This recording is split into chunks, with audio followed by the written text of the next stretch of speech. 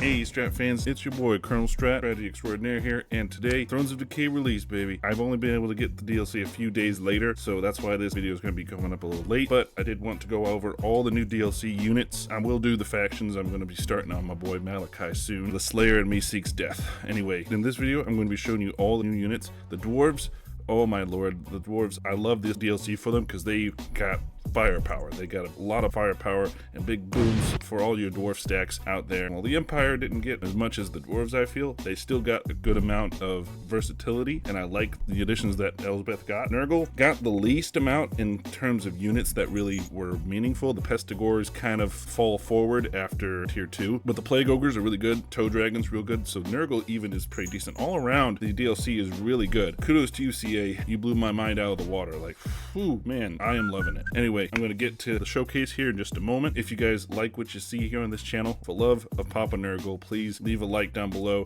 subscribe to the channel if you enjoy it, and just tell me how I'm doing because, you know, I'm here for you guys, and I want to be showing you all the hype for this game and all the other strategy games that I'm going to be covering in the future. So let's dive right in and show you all that Thrones of Decay brings for you and why you should give CA your money for this one. So we're going to be starting with the Dwarves and showing off all of their firepower that they get with this DLC. With our Dwarven showcase, so we have these big old thunder barges. These guys do a lot of damage and they are like floating little airships. So they do a whole lot. They have all these grudge rakers on here. Now this is the Spirit of Grugny. This is a special one. They also have something right in here. They have a beer hole. Because every dwarf needs a cold pint. Even the regular thunder barge right here still is packing the same amount of heat. Cannons, bomb bays below, they are packing heat. Now they do really well against infantry blobs and a lot of things like that because they just have such a dang high missile strength. Their range is 1 and their speed is very low at 30, so you have to reason them in. That's their drawback. They do have a special ability called Afterburner that will drain their health while they do it, but it'll pump their speed up to 90. So it really depends on how fast you want them there, because you can pop the Afterburner, get them into position, and then pop it off, because they have 120 armor and flying, so they don't have to worry about melee. So if the enemy doesn't have any flying units, they can be really good for taking people out. Also, they have grenadiers up here too. They'll lob grenades too. So they just have a bunch of people just firing all over, and their fire range is this blue range right here. So you get them in that range, they'll be able to fire at anything. But they're a gunship unit. They have this special thing right here called gunship. They will only attack targets that they want to. They basically just fire out targets they want to. Now we look at the front line.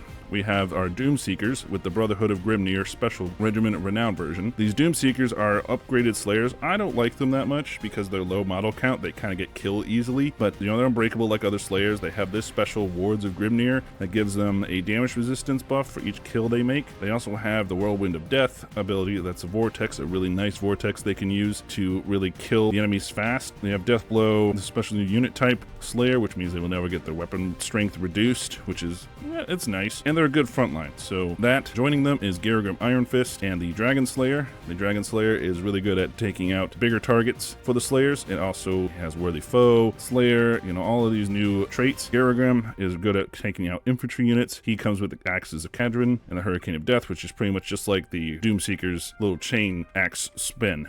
Now we move on to the Slayer Pirates. It's a big Slayer theme in this DLC. The Slayer Pirates and the Long-Drawn Slayer Pirates here, they all have pretty big missile strength. The Slayer Pirates, these long-drawn ones, have the Dwarfworm, a hex that causes enemies to lose their melee defense, so they only have a little bit of ammunition, and they're still decent in melee combat because they're a Slayer, but their armor-piercing missile damage is really good for a Slayer army, but they're not as good as the other unit here that we'll see soon, these Grudge Raker Thunderers. These have 66 armor-piercing missile strength, 99 range, not as good as the regular Thunderers for range, but that 66 armor-piercing missile strength is insane. These guys shred enemies. And then we have the Goblin Hero here that absolutely shreds at 3,000 missile strength with a bonus versus large, but they only have 4 ammunition, so you have to really use them sparingly, but they're manned by Slayers, so once they run out of ammunition, they'll just charge in. So that, plus the ones that round all this up, is Malachi himself. Malachi, he comes buffed with a good amount of missile strength, a really good range, and he also has his Persuader, which gives him some ammunition regen for a certain artillery or war machine, as well as regeneration for the unit, and his cluster bomb's pretty good. His deranged munitions give them some magical attacks and buffs up their missile damage, so he does pretty good.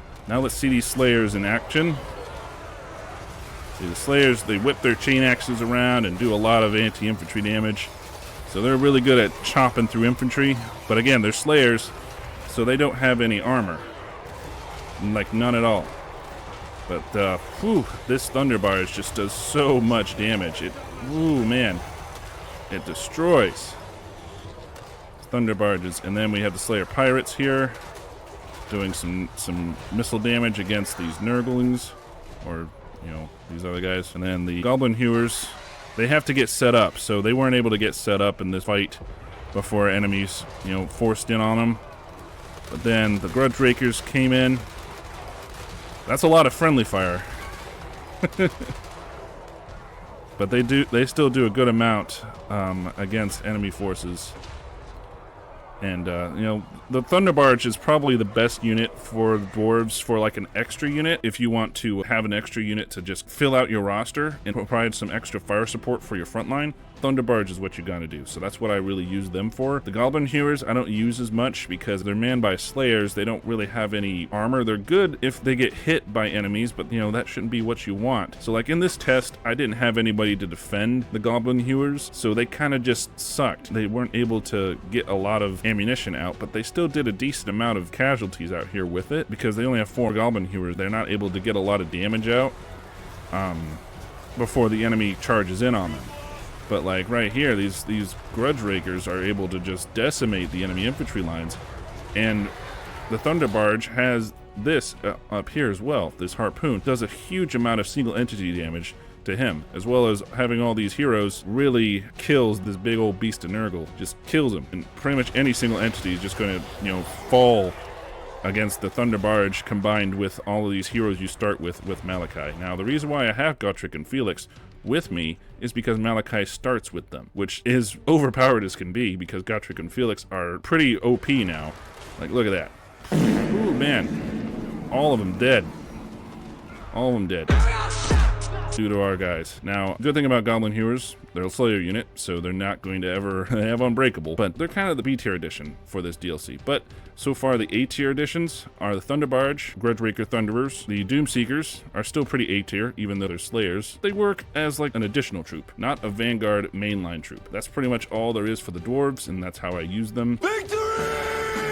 Alright, and here we are with our Empire showcase. So the Empire with Elsbeth's faction in total. Here Elsbeth is right here on our Carmine Dragon, a new type of dragon. She is pretty powerful with her dragon, especially with this Consecrating Blast spell for the breath. Does pretty well. She also has this Death's Timekeeper, which is a nice heal to her or damage to the enemy. Pretty much she just saps their light force. She is joined by the Engineer with a repeater rifle and on his mechanical steed, which they just look fucking awesome, I gotta tell you. And then in the back, he has Hawkland Wrong rifles. Now these guys are really good at sniping single entities and leaders and all that because they have a pretty good high missile strength. At 32 entities, they do more missile damage per per person. They pretty much act like Jezzails in the Cathay version of Jezzails. They act like those guys, but they don't have a shield. They have more firing potential. Now, we do have some great swords just to fill the lines of these long rifles. We do have the Hurgid Jaeger Corps, which gives them also shield breaker, as well as snipe and black powder blessed. Now, we do have the Null Ironsides.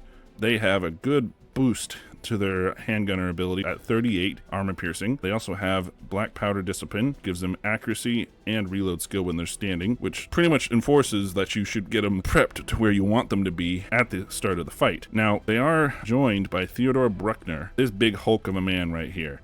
He is a melee specialist, very, very powerful. Got a couple powerful abilities with his Storm Lance and Liar's Bane, Titan Headsman. He is just insane. He's 110 armor, 460 weapon strength, armor piercing. He is perfect for charging into the battle. Now, we do have the steam tank with volley gun, 1k missile strength, armor piercing, as well as a decent weapon strength. He does have a new trait too. He's got the trait directional missile block, which means he gets 100% missile block chance from the front, 50 from the sides, and 10% from the rear. That's what he gets for being a tank. They get a gold shield. And then the land ship, what can I say about the land ship? It is a ship on land. The missile strength is pretty decent. The range is really good. It can hit pretty far, so it's a good artillery piece for like a little bit of mobile artillery if you want it. Not so good in melee. Really sucks in melee, but you can charge it through for some bonus for his infantry action. I do have the Legend Renown variant here, which gives them abandoned ship, means they just cause it to explode. And then the Amethyst version over here. Now, Amethyst units are Elsbeth's whole thing. She morphs them into the regular units with her death magic. I have here Amethyst Ironsides, pretty much just chalks them up with armor, adds 90 armor onto the unit, gives them magical ammunition, and can hold a front line too. So they could become a frontline unit if you want to, but they probably shouldn't be a frontline unit because they only have a little bit more melee defense, and they do have a little bit more charge bonus. But I still would use great swords or some other mainline frontline unit to defend them. We have that, and we also have the Amethyst Hellstorm Rocket Battery, which has a nice little purple hue to it, and they also have magical ammunition. A little bit less missile strength, but they do explode really coolly. Like, that's right there. Those are the missiles firing out. When they explode, they kind of hop around. They have the Amethyst Outriders out here that shoot these little special, pretty much just like them, where they'll hit and then they'll bounce around. Like, let's look at them right here. See, it bounces around a little bit and gets a little bit more kills. The last thing I wanted to show you guys is the Knights of the Black Rose. Now, these are dedicated melee cavalry for the Empire. They look kind of menacing, don't they? Yeah, with those skull helmets.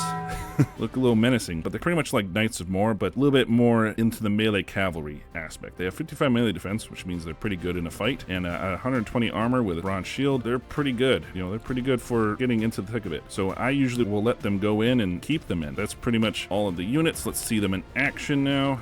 We gotta wait for the enemy to get closer. We'll send in Bruckner, and we'll send in Elsbeth, let our Ironsides and our long rifles open fire. The long rifles still do a decent amount of damage to regular infantry units. Any single entities, though, it's going to do a lot of damage to. I usually prioritize them to target single entities because they're going to do more damage to them in the long run. Now, they have an advantage right now because they have the tree line. It's preventing our long rifles from reaching them, but now they're starting to come out of the tree line and we're able to hit them with our long rifles. He loses his armor and missile block chance. We're hitting him with them, and see, it's doing a decent amount of damage. Not too much, not as insane as a Thunder Barge or a Grudge Raker, but it still is decent. It's better than, you know, regular handgunners would do. And we're about to see the Amethyst ones. They do a decent amount.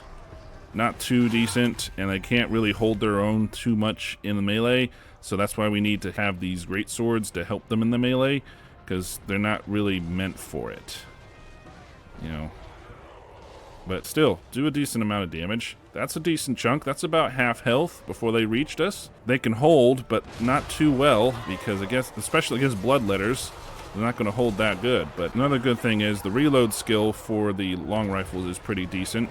Compared to the Grudge Rakers, they'll be able to get a lot more shots off. Pretty much, Elsbeth, again, you don't want to just have an army comprised entirely of her new units because you're not going to really do so hot, but in the steam tank version is definitely better than the other steam tank because it's still a steam tank, so it can still hold off, but it's got a lot more firepower.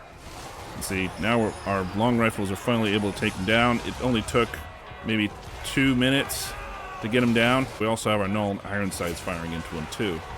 So he has a lot of damage going into him because he's a big boy. Take him down. There he goes. He's down. Fate, Steel, and Gunpowder, boys. But Elsbeth herself doing pretty well. The landships are good at just getting people to circle around them, and then you can just pop them off with all your guys. In conclusion, it can be a little, you know, like look at Bruckner here. He took all these on by himself. These are pretty powerful units. Even the Amethyst Ironsides, they took a beating, but they still have about at least a third of their number left at the end of the battle because they still have a decent armor stat. So they're able to withstand, just not against Bloodletters or anything that's, you know, a melee specialist. Let's say Goblins charge their lines. They'd be able to hold off and pull back, and then you get like a melee focused unit into there. That's what I'd do. So skirmishing is best for the Amethyst Ironsides or the regular Ironsides. But if the enemy does catch you with a speedy unit before they can skirmish away, they'll be able to hold themselves there until you can get your melee in to pull the enemy out. As for the landship, just use it as a chariot running into infantry hordes. It'll do its work. The steam tank volley gun, just let it shoot off all of its volleys because it has very limited ammunition. But once it does it, just have it go in and it'll be able to knock them off really well. Alright, and finally we come to my boy Tamarkan, one of my favorite Nurgle chieftains. So, Tamarkan, right here he is on his big boy Bubulos, his toad dragon. He's looking awesome. I love the Nurgle aesthetic in this DLC.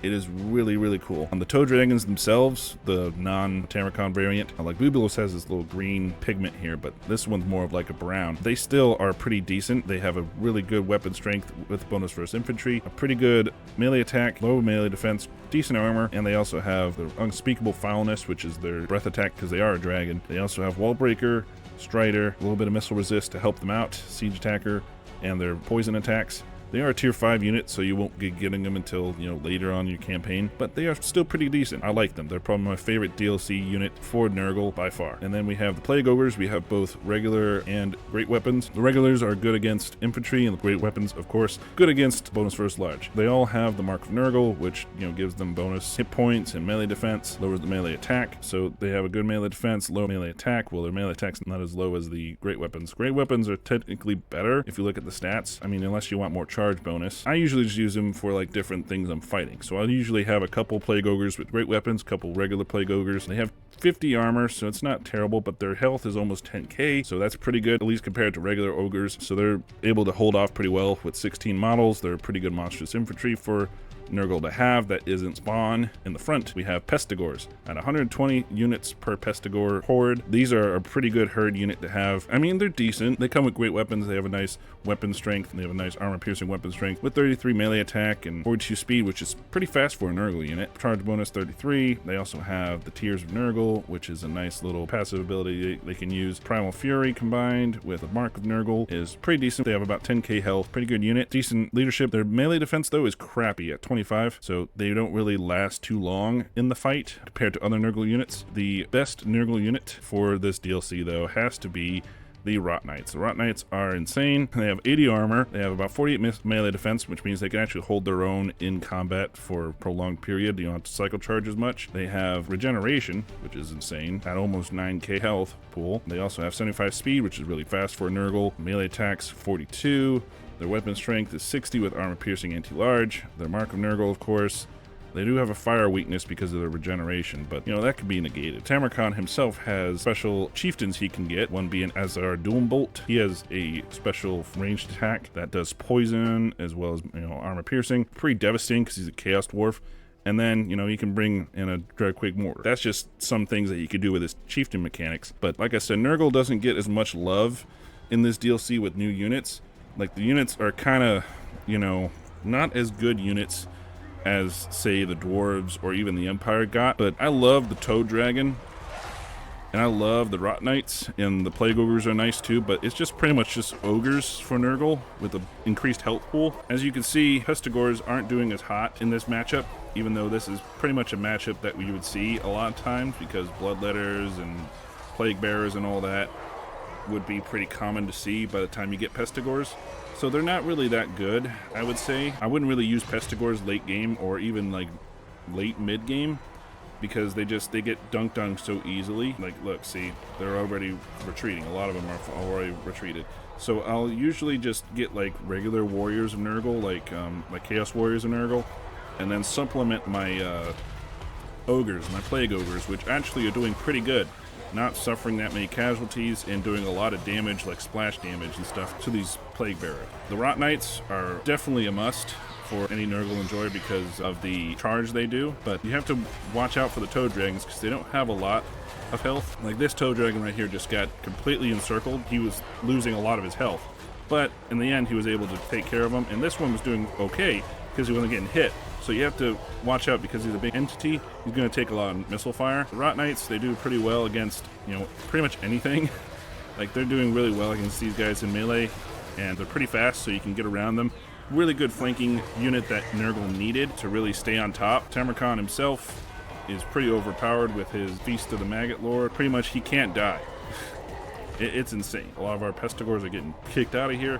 So I usually will only use them if I need it, like a really needed troop. Otherwise, I won't really use them that much because they're not that good. That's pretty much what I will do for Nurgle with these units because, Rot Knights, they're definitely going to earn my place to replace Chaos Knights because they are better than Chaos Knights. Toad Dragons definitely earn their spot as a special unit to add to my front line. Plague Ogres definitely earn their spot as a extra unit, like a line breaker unit. Pretty good for that. Might even make them a mainline unit. You could, because they're still pretty decent compared to other units.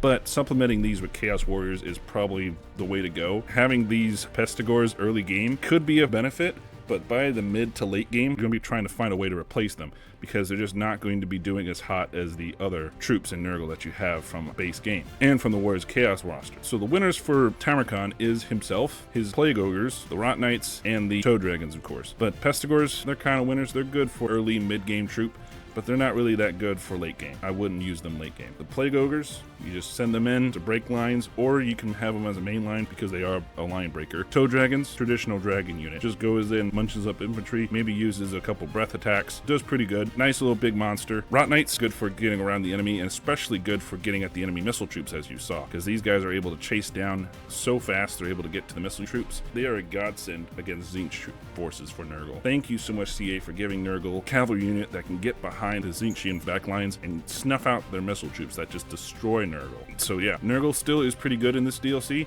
just not as good as the other two. So there we have it, Strat fans. I hope you guys enjoyed this look into the DLC. Just to recap, I think the Dwarves were the biggest winners of this DLC with the Thunder Barge, the Grudge Rakers, the Doom Seekers. They just destroyed. The Empire followed up close behind with the Nuln Ironside, the Hockland Long Rifles, the Steam Tank Volley Gun, the Amethyst units. They do really well. It gives the Empire a lot more toys to play with when it comes to mechanical units and with gunpowder units, which is something they were really lacking. Like, come on, throw down the crossbow, gram up the handgun. We have to blast some Chaos Warriors here. What do you expect him to do with your arrow? Hit him in the neck? He's full of plate armor. Use a gun.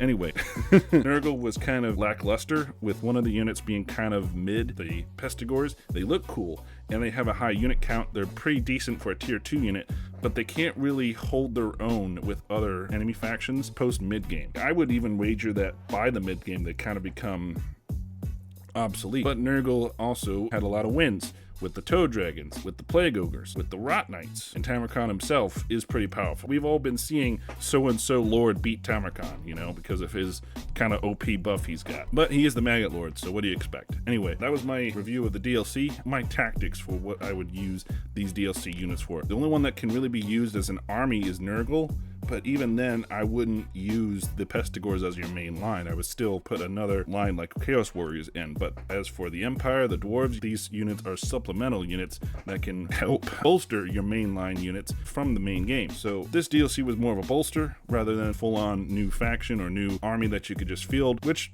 is what we look for in a DLC to help add to the game. So as I state before, if you guys like what you see, feel free to like down below. Maybe leave me a comment what your favorite unit for the DLC is. Be sure to hit that subscribe button to help me deal with Papa Nurgle keeping me out of the YouTube algorithm. I hope you guys enjoyed this one. As always, this is Colonelstrat. Remember to keep strategic, Strat fans. Colonel out.